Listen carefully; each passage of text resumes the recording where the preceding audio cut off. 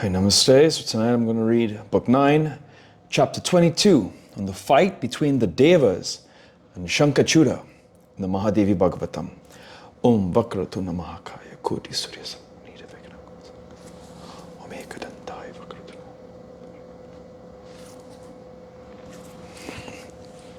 Hari Om.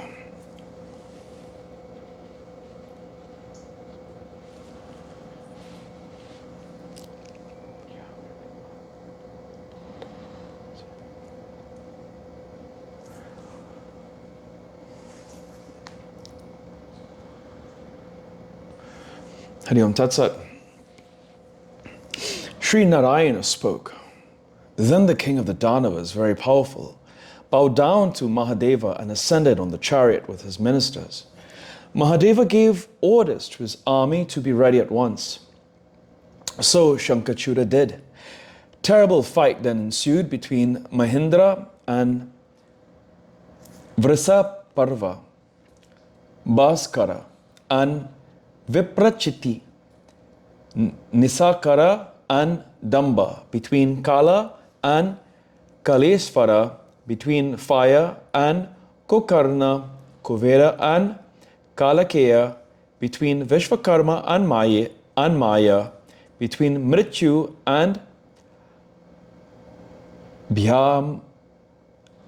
Bhayamkar, between Yama and Samhara, between Varuna and Vikamka, between Buddha and Drita Prista, between Shani and Raktaksa, Jayanta and Ratnasara, between the Vasus and Varachasas, between the two Ashwin Kumaras and Diptiman, between Nala Kubara and Dumra, between Dharma and Durandara, between Mangala and Usaksa, Bhanu and Suvakara, between Kandarpa and Pitara, between the 11 Adityas and Ghodamukha,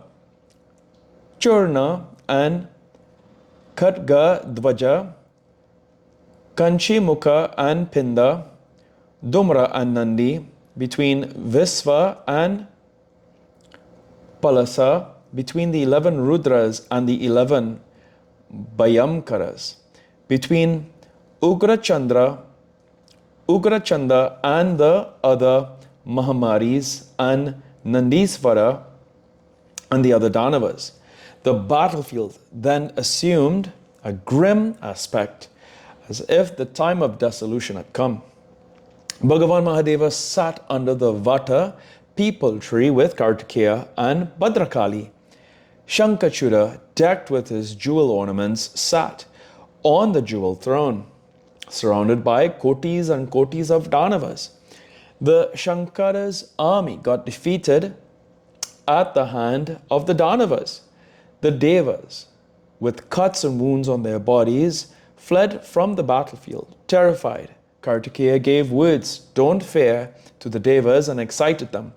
Only Skanda resisted the Danava forces. In one moment, he slew 100 Aksauhini Danava forces. The lotus-eyed Kali also engaged in killing the Asuras. She became very angry, and no sooner did she slay the Asura forces than she began to drink their blood. She easily slew with her one hand, and at every time put into her mouth 10 lakhs and 100 lakhs and kotis of elephants. Thousands and thousands of headless bodies, Kavandas, came to be witnessed in the field. The bodies of the Danavas were all cut and wounded by the arrows of Kartikeya. They were all terrified and fled away. Only Vrisaparva, Viprachiti, Damba and Vikamkana remained fighting with Skanda with an heroic valor. Mahamari too did not show his back, and he fought out vigorously by and by they all became very much confused and distressed, but they did not turn their backs. Seeing this terrible fight of Skanda, the Devas began to shower flowers. The killing of the Danavas looked like a prakritic dissolution. Shankachuta then began to shoot arrows from his chariot. The shooting of arrows by the king seemed as if rains were being poured in by the clouds. Everything became pitch dark. Fires only were seen emitting their golden tongues. The Devas, Nandisvara and others, fled away, terrified. Only Kartikeya remained in the battlefield. Then Shankachuta began to throw terrible showers and showers of mountains, snakes, stones, and trees. So much so that Kartikeya was covered by them as the sun becomes obscured by fog. The demon king cut off the weighty quiver and the pedestal of Skanda and broke his chariot by the divine weapons of the Danava, the peacock, the vehicle of Kartikeya became exhausted. Kartikeya threw one Shakti weapon on the breast of the Danava, but before it fell, the Danava cut off that lustrous like the sun, and in return darted his Shakti. By that stroke, Kartikeya became stunned for a moment, but he immediately regained his consciousness. He then took up the quiver that Bhagavan Vishnu gave him before, and many other weapons, and ascending on another chariot, built of jewels, began to fight out violently and valiantly. Getting angry, he resisted all those showers of snakes, mountains, and trees by his divine weapons. He resisted fire by his watery Paryanya weapon. Then he cut off easily Shankachuta's chariot, bow, armor, charioteer, and his bright crown, and he threw on his breast one blazing Shakti of white color. The Danavindra fell unconscious, but at the next moment he regained his consciousness, quickly mounted on another chariot and took a fresh quiver. The Danava was the foremost in his magic powers. He, by his power of Maya, made a shower of arrows, so much so that Kartikeya became completely covered by that multitude of arrows. Then the Danava took one invincible Shakti, lustrous like 100 suns. It seemed that flames of fire were licking high, as if the dissolution time had come aright. Inflamed by anger, the Danava threw that Shakti on Kartikeya. It seemed then that a burning mass of fire fell on him. The powerful Kartikeya became senseless. Bhadrakali immediately took him on her lap and carried him before Shiva. Shiva easily restored him to his life by his knowledge power and gave him the indomitable strength. He then got up in full vigor. Bhadrakali went to the field to see the Kartikeya forces. Nandishvara and other heroes, the Devas, Gandharvas, Yakshas, Rakshasas, and Kinnaras followed her. Hundreds of war drums were sounded and hundreds of persons carried madhu, wine. Going to the battle ground, she gave a war cry. The Danava forces got fainted, but that cry, Bhadrakali shouted aloud, inauspicious, pearls after pearls of laughter. Then she drank madhu and danced in the battlefield. Ugra Damstra, Ugra Chandra, Kotavi, the Yoginis, Dakshinis, and the Devas all drank madhu, wine. Seeing Kali in the battlefield, Shankachuta came up again and imparted the spirit of fearlessness to the Dechas, trembling with fear. Bhadrakali protected then the fire weapon, flaming like the great dissolution fire, but the king quickly put out that with the watery weapon. Kali then projected the very violent and wonderful Varunastra. The Danava cut off that easily with Gandharva Astra. Kali then threw the flame-like Maheshvara Astra. The king made it futile by the Vaishnava Astra. Then the Devi, purifying the Narayana Astra with the mantra, threw it on the king. At this, the king instantly alighted from his chariot and bowed down to it. The Narayana Astra rose up high like the dissolution fire. Shankachuda fell prostrate on the ground with devotion. The Devi threw then the Brahmastra, purifying it with mantra. But it was rendered futile by the Danava's Brahmastra.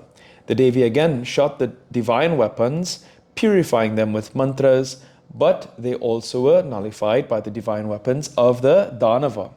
Then Bhadrakali threw one Shakti extending to 1 yojana. The Daitya cut it into pieces by his divine weapon. The Devi then, being very much enraged, became ready to throw Pashupata Astra when the incorporeal voice was heard from the heavens, prohibiting her and saying, O Devi, the high-souled Danava would not be killed by the Pashupata weapon, for Brahma granted him this boon, that until the Vishnu's Kavacha will remain on his neck, and until his wife's chastity be not violated, old age and death will not be able to touch him. Hearing the celestial voice, the Devi at once desisted. But she, out of hunger, devoured hundreds and lakhs of Danavas. The terrible Devi Kali then went with great speed to devour Shankachuda, but the Danava resisted her by his sharp divine weapons. The Devi then threw on him a powerful axe, lustrous like a summer sun. But the Danava cut it to pieces by his divine weapons. The Devi, seeing this, became very angry and proceeded to devour him. But the Danava king, the lord of all cities, expanded his body. At this, Kali became violently angry and, assuming a terrific appearance, went quickly and with the blow of one fist broke his chariot and dropped down the charioteer. Then she hurled on the Asura one Sula weapon, blazing like a pralaya fire. Shankachuda easily held that by his left hand. The Devi became angry and struck the Danava with her fist. The Daitya's head reeled and rolling, he fell unconscious for a moment. Next moment, regaining his consciousness, he got up, but he did not fight hand to hand with the Devi.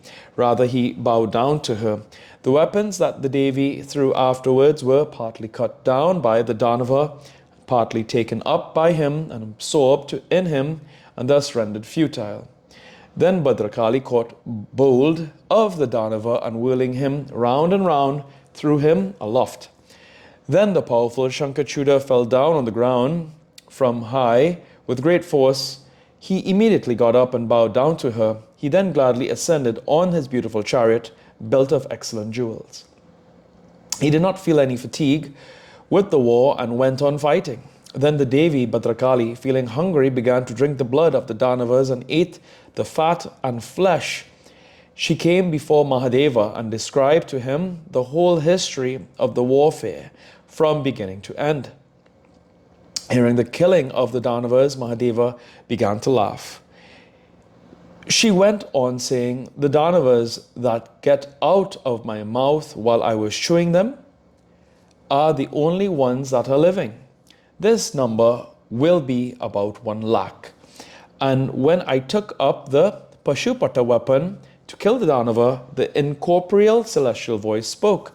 He is invulnerable by you. But the very powerful Danava did no more fling any weapon on me. He simply cut to pieces those that I threw on him. Here ends the 22nd chapter in the 9th book on the fight between the Devas and Shankachuda in the Mahapuranam Srimad Devi Bhagavatam of 18,000 verses by Maharishi Vedvyasa. Om Jayanti Mangalakari Bhadrakali.